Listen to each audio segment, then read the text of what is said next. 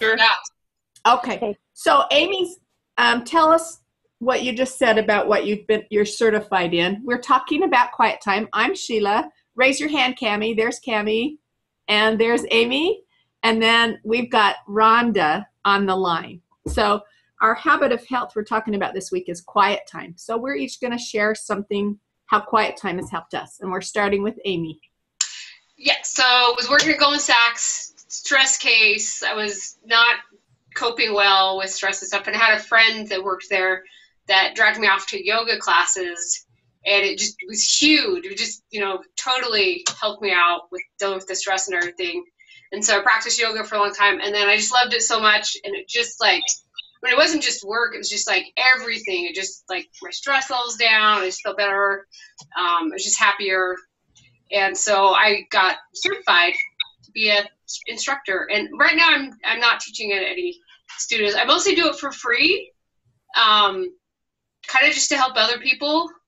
I think a lot of people are scared a little bit of yoga because it can be a little, the karma and the chakras and all stuff. And so I like working with a lot of people who are a little nervous about yoga because I feel I'm pretty down to earth. And so it's just to teach them the methods of relaxing and having that quiet time and being more mindful. So, that's, if anyone wants to do yoga. Yeah. So I'm saying for those of us that live in Ogden, if we find a place and a time, have a yoga party. I think that sounds great. Yeah. I think it sounds fun. I'm one of those that's real afraid of yoga. Everyone's like, I'm not flexible. And that's what it's no, it's not about being flexible. It's about, and there's a lot of, cause you have your knee problem. There's a lot of stuff you can do from the chair. And there's also, most people just think yoga is the twisting yourself into a pretzel, but there's a lot to do with meditation and breathing. So I could teach you just some breathing exercises you could do just to relax. Okay, why don't you take be thinking about it, and the last 2 or 3 minutes of our meeting, you lead us in a 2 to 3 minute yoga, something we can do from our chair. Okay? Be thinking what it would be. We'll end our meeting with that tonight. Okay, Cammie. Tell us what you do for your quiet time and what benefit you found from that. Okay. Couple things I do, actually. I love driving. So driving in the car with the radio off, all the noises off, is very relaxing to me. I love to read. So sitting on my bed away from the whole family and dogs and reading a book is therapeutic too. So probably my favorite 2 things to do. That's good. And physiologically, what benefit do you see from those? Have you found in stressful situations it's been able to calm you? Oh yes, absolutely. Especially the driving part. Some of those stressful times that I have are out at schools, and so if I have a stressful visit to a school where maybe an employee's in trouble or a parent's been chewing on me, driving in the car with all the noises off, very therapeutic. Good. Just helps me breathe. Uh-huh. Sometimes in the winter, this sounds really stupid, but I have a sunroof and I love to let the sun in, but it's too cold. So I'll turn the heaters on full blast and open the sunroof and let the sun hit me while I'm driving. I love it.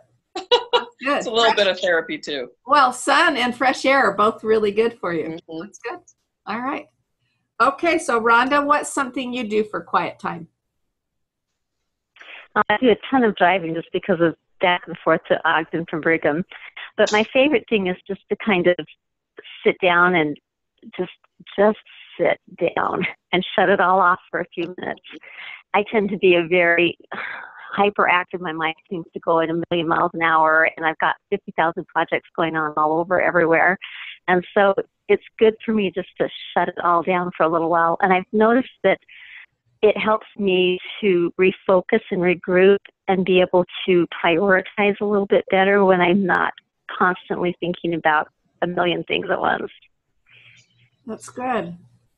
Thank you, Rhonda. And is there a specific time you can think of that's been helpful to you? just about every day.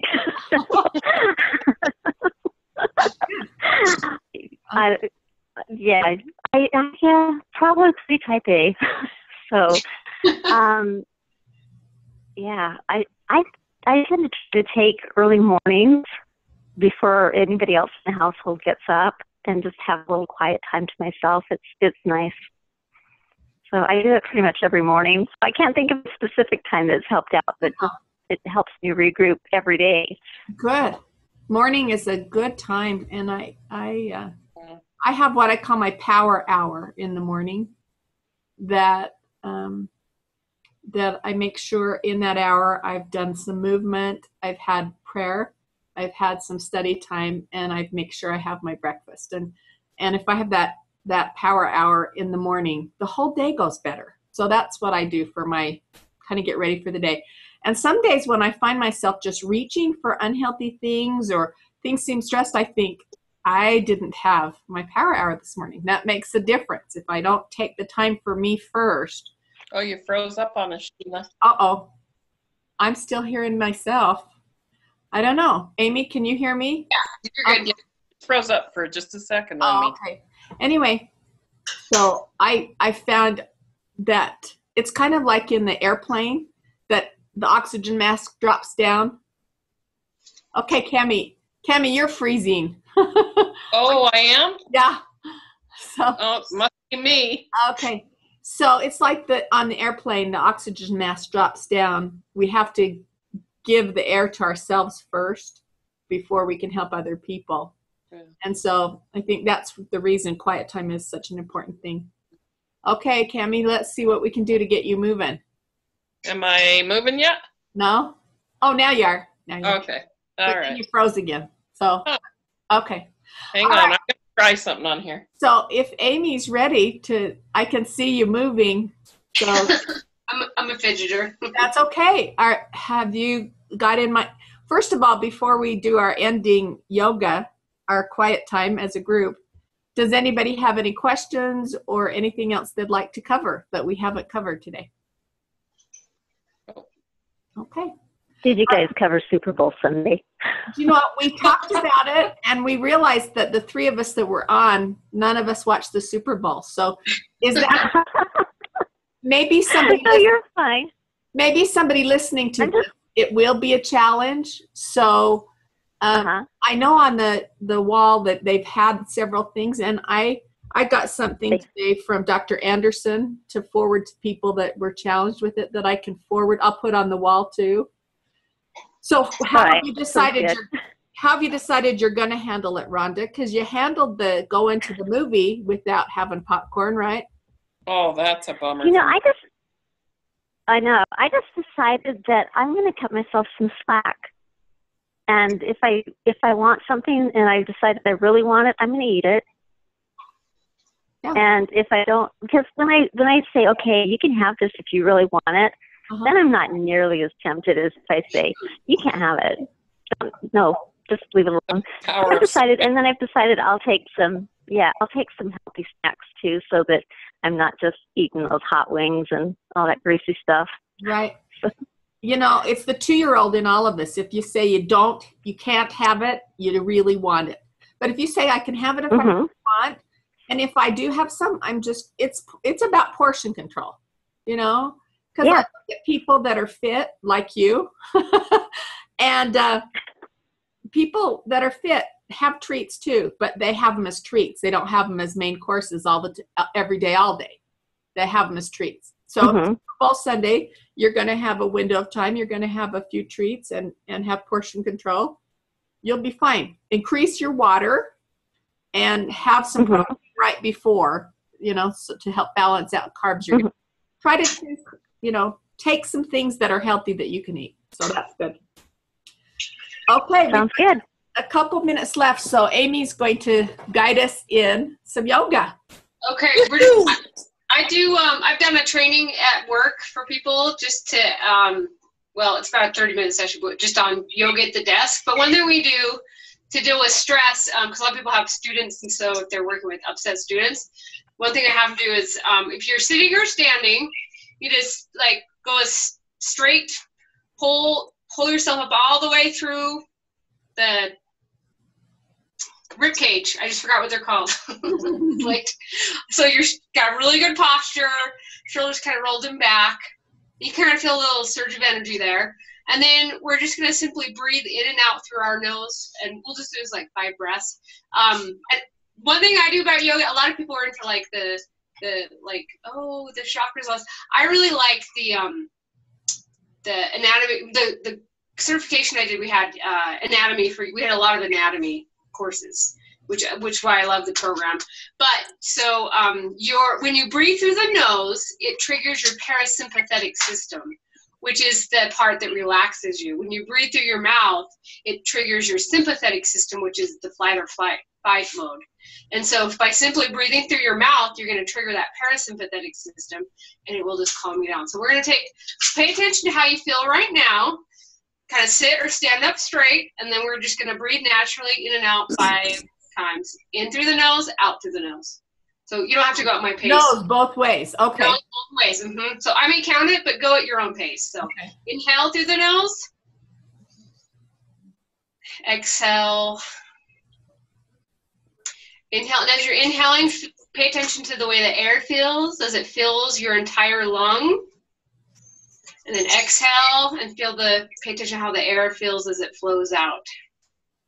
Does it matter when you're breathing in and out? Like, no, do it when it's natural to you. Okay. Yeah. So take a natural breath. Don't force it. Yeah. You want to relax. Okay. I'm just talking, so just, But inhale.